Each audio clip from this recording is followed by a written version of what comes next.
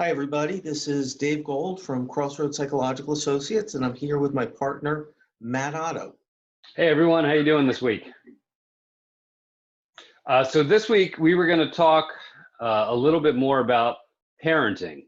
So we've all been dealing with being stuck at home and dealing with the coronavirus and being together as families, which in some ways has been great and in some ways has been really challenging.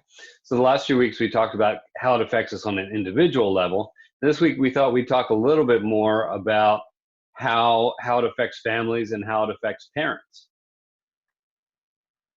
This has been a hard time for parents, Matt. I mean, they're trying to work full time and take care of the kids full time, and also deal with the pandemic on their own. And one of the terms I hear a lot from parents is that they feel like they're burning out.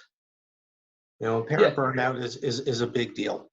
it is a big deal. And because as parents, we're not just dealing with our own emotions as we go through this, we're dealing with our kids' emotions. We're not just dealing with our own logistical challenges about how to deal with working from home. We're also dealing with our kids' logistical challenges about trying to do school from home or not having a regular daycare provider. So it's been a huge challenge and has just increased exponentially for parents. When I think of parent burnout, really any burnout, a couple of factors jump to mind. One certainly is just feeling exhausted, just not having any energy and just feeling at the end of your rope. Mm-hmm. Another is this feeling of just being alone. It's you against the world. I have 3 kids screaming and a boss, and the dog needs something, and it's just me trying to take care of everything. And then the last one is this feeling like no matter what I do, it doesn't matter. Right. Just this feeling of being ineffective or just not having any control over things. Mm-hmm. Yeah, absolutely. When you talked a couple weeks ago about dealing with emotions through this crisis, you mentioned that there's no perfect way to do it. And I think, again, that gets increased exponentially as parents, right? Where we want to take care of our kids. We want them to be happy. We want them to not just get by, but thrive. And if they're not, then we take that really personally. And there's no perfect way to do that right now. Sometimes just treading water, so to speak, is the best that we can expect while we go through a crisis. And I that's really think hard. I think that's such an important point. I mean, we have to have realistic expectations about what we're trying to do and what we're trying to accomplish. If you're a Major League Baseball player, okay, and you fail 70% of the time, you're a Hall of Famer. That's a 300 average. And if you go into this with the mindset that, shoot, I'm only getting a hit 60% of the time, I'm not doing very well, you're not going to end up, you're not going to give yourself credit for what you're doing, and your performance is going to go down. The other the other example with baseball is you can have good at bats where you hit the ball real squarely, you make good contact, but you hit it right to somebody, so that you do everything right, and you still don't get the result that you want. We need to be able to look at that and give ourselves credit for that, as opposed to beating ourselves up about that. Right. Yeah, you might have the best presentation in a hard conversation with your kid, and after it's over, they might still melt down. And at the end of the conversation, you need to be able to go back and say, hey, I did the best I could. I presented that in the best way I could. I tried to take my emotions out of it. I tried to present it logically. I tried to be comforting and nurturing, and it still wasn't enough. And just remember that they're human too. And this is really a challenging, difficult time for them too. And they're going to have their times when they melt down and get frustrated. And we're going to have times when we melt down and get frustrated. And it can end up snowballing with each other. And that has to be okay. Yes, it does. Yes, it does. I'm realizing as we're talking, you're an Orioles fan and I'm a Mets fan. I shouldn't be talking about baseball examples in this. Not right now. 30 years ago, maybe. One of the other things is we we really do need to take care of ourselves as parents so that we're there and available and in a good position to take care of our kids. We all say that we put our kids first, and to a large extent we need to, but we need to make sure that we're in shape to take care of them. When you fly in an airplane, they always go over, how to buckle your seatbelt and where the emergency exits are. And then they say in the event of a cabin depressurization, the little mask will come down. And if you're traveling with a small child or someone who needs assistance, give the oxygen to yourself first before you give it to the child. Mhm. I remember the first time I traveled when my daughter was young, and I actually listened to what they were saying for the first time and thought about it, and it made sense. If I'm giving my daughter oxygen and I pass out, she's not going to survive. If by some miracle the oxygen in the cabin, the pressure comes back, I have a good chance of surviving. She won't. Her only chance of getting through is if I'm in shape to take care of her. And that holds in just day-to-day life when we're taking care of our kids and teens. That's absolutely right. So we've got to take care of ourselves, our own emotional state, take time for ourselves, take time away from our family in order to be in better shape to be there for them. But the other thing that I've seen, I don't know if you've seen this with families this week, is sometimes one parent who feels so overwhelmed by crisis that they completely retreat, and then the other parent feels like it's all totally on them. So I've definitely been in conversations with some families where one parent is just completely pouring themselves into work because work is the one thing that feels somewhat normal through this time. They can create some structure around that, and so they're almost isolating themselves in work, and neglecting their family responsibilities to an extent because that feels so out of control. And so there needs to be a give and take there too in within the parental unit. Right, and that's when we have to be able to reach out to our support systems, to reach out to our spouses and, say, this is what I need, this is what I'm seeing, or even what can I do for you because this is what I'm noticing. Mhm. Um, again, part of this idea of burnout is feeling lonely and isolated, and it's you against the world. And having someone there to reach out to, or someone who's reaching out to you, that can make all the difference. It can, yeah. Now, last week we talked a little bit about kind of unique situations and what it looks like, what the symptoms of anxiety look like in times of crisis. What are some specific family issues that you see come up during times like this, times of crisis? I think, gosh, it can take so many different forms, but I think it's, one is certainly having a hair trigger, having something that normally would not get someone frustrated or angry, just really setting them off. And I mean, I've been in this position where I get angry and I start saying something and I can kind of, you know, hear the voice in the back of my head, what the heck are you doing? What are you saying? Even as I'm getting angry. Mhm. Yeah, I tell parents all the time that, as a therapist, we sit with families and we have this outside view looking in. And so we are trained and we know what to say and what to do. And why don't you try and intervene in this way or that way? But we don't have that emotional connection. And then we go home and we deal with our own kids. And it's like they melt down and I blow up and why would you do that? And do fall into the same traps that my clients fall into. So it's not even necessarily about the training, like you're saying. It's that hair trigger sometimes when you get into a crisis where you're not supposed to say something, you're not supposed to do something, but you just that switch flips and you Yep. do it anyway. One of the things I notice is if one person in a family is feeling stressed or anxious or burning out, often someone else is feeling the same thing. Hmm. So, as a parent, if I start make when I start making mistakes, if I can kind of model for my kids and other people in my family, this is how to handle it when I make a mistake. to sit there and accept it and say, hey, you know something, I'm sorry, I got angry, this is how I'm feeling, this is what's going on with me. They're in the same boat, they're feeling the same thing, and being able to model that, to make it okay to make a mistake in effect. Mhm. That can sometimes take some of the pressure off and be helpful. Right. It can, but as a parent, it's a hard line to walk because you need to model that behavior. You need to give that apology. You need to model walking away when you're getting overly frustrated so you don't blow up.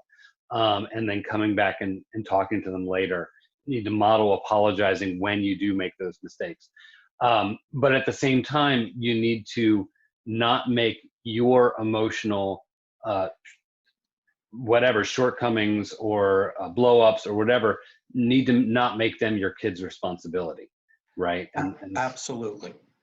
so we need to make sure that when we do go into a conversation, when we're trying to take care of our kids' emotions, or we're trying to correct kids' behavior or give a consequence, that we take our own emotions out of it and present those things as factually as we can, or we nurture them, or we do whatever, so that we're not saying, why are you making me feel this way? Because that's how it comes across, even if we don't intend it. But we're dealing with their emotions, and then we're using our own support network, like you were saying, whether it's our spouses or whoever else, our other extended family, friends. We're using our emotional support network to deal with our emotions, and we're dealing with their emotions when we're with them. I think that's such an important point. There's a hierarchy in the family. We always say, you know, it's parents and kids, but the support needs to flow from parent to kid. So when we're modeling how to, you know, deal with all of this emotional turmoil, we need to show that we are strong enough to handle it ourselves and strong enough to be there to provide support for our kids. You're absolutely right. We never want to put them in the position of having to give us support. We need to show them that we're strong enough to take care of them. Mm-hmm. Yeah, and remember that they're going to pick up on our feelings too. Yep. Even if we're doing our best to do that and to make that hierarchy, sometimes they're going to pick up on our emotions anyway and feel like they have to do it. And at those times, it's important for us to go back to them and communicate. Hey, you don't have to do this for me. Hey, that game night that we were talking about doing as a family, and you feel obligated to because you know I'm feeling a little bit off. Let's make a distinction. Let's make a distinction between times that we have to do it together as a family because this is just a family thing to do, and times when you can walk away and go do your own thing. But in either case, you shouldn't feel obligated to do something for me as a parent because of my emotional needs. Absolutely. Absolutely. We're strong enough to handle our own emotional needs. It's okay to have needs. And I want to model that it's okay to have needs. But like you said, we need to communicate that we can take care of our own needs. That's not their role. Yeah. And the hard part right now is some of us, a lot of us, while we go through crisis, don't feel like we can take care of our own needs, right? We feel like our needs are out of control and we're not sure how to do that, much less take care of their needs, right? But what we need to communicate to them is that we can, you know, and logically, when we really get down to it, and what we've talked about the last couple of times is when we really cut through the emotions and think about it logically, we can. Those support networks are there. We do have what it takes to take care of ourselves through these things. It just doesn't feel that way because things seem so out of control right now. So we need to trust the skills that we have and what we've done in the past, and trust that we're going to be able to do those things through this and take care of our kid and present that message to our kids, even when we don't feel that way. And to trust our support networks. You're right, we shouldn't look to our kids to provide support to us. But everybody does need support. And we do need to make sure that we have those other people, those other resources in our lives, whether it's a spouse, a friend, another family member. We need to reach out to those people and to be there when they reach out to us. Mm-hmm. One more thing I've been thinking about is just in terms of what to do as a family, right? Because one of the best things that we can do, we've covered kind of the last few weeks about creating schedules for ourselves. We can do that for the family. So there are some practical things that we can do to give the family a little bit more structure and be creative with our family time right now, so that we don't feel quite as out of control when it comes to taking care of our kids and taking care of our family. But are there any specific kind of creative tips that you've either given to people or heard from the families that you've been working with that are helpful right now? Well, I think you put your finger on it. It's this sense of control, or rather, the sense of feeling out of control just makes us cycle in the wrong direction. So anything that we could put in place where it feels like we do have some control over it, things like a schedule. That's an easy one that we can do. Putting together an activity, just something to do with the family that you can be in charge of and that you can actually make happen and follow through with. Things like that are real helpful. Mm-hmm. Yeah, and like the creating a normal schedule for yourselves. We have on our refrigerator right now, we created a list of what our kids can do throughout the day, because we don't want them just sitting in front of the screen every day. So it's things like exercise and puzzles, games, things like that. And we put like a time chunk next to it. Our kids are old enough that we don't feel like we need to do this at this time and this at this time and this at this time. We are just saying, okay, we want you to exercise for 30 to 60 minutes every day. We want you to read every day. We want you to, so that's all on there. And then once you've done it all, if you end up doing a little more screen time than what we would normally do when we're not in crisis, we're okay with that. But we have a list, we call it our autoimmunity schedule. So that's our schedule for what to do. But you made a point too about what are some other things that you can control and do. So try and be creative with that too, especially when it comes to special occasions, birthdays, holidays, other things like that. If you can create some structure around that and some control to that. For example, we always go camping for Mother's Day weekend. It's normally a beautiful time of year. So getting outside and going camping as a family is a way to celebrate mom. And, the kids take care of all the cooking and with all the setup. And I'll do that with them as well. And it's a weekend for Jenny to relax and crash and sit in the hammock while we take care of her and we go hiking. And it's great. It's wonderful. And obviously we're not going to be able to do that this year. But we've got the tents, we've got the gear, we've got a little fire pit in our backyard that we can set up. So we're actually going to plan on camping in our backyard that weekend and still making it into a special deal. So if you can be creative with things like that to help create some new types of family experiences, but also keep some of those family rituals that you normally try to do from year to year. It's not just those daily schedules that are important.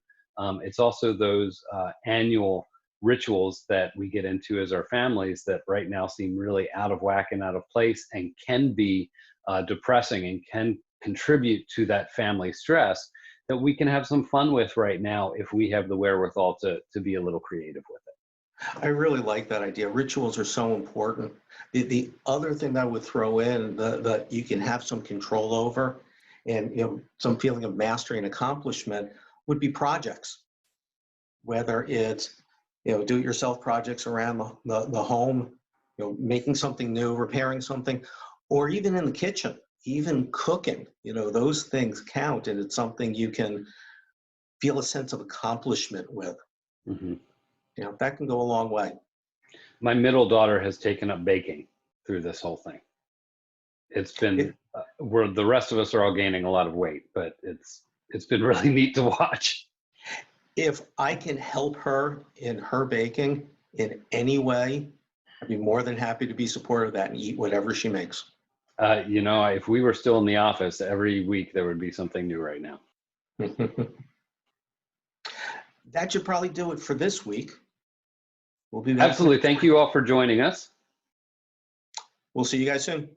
All right.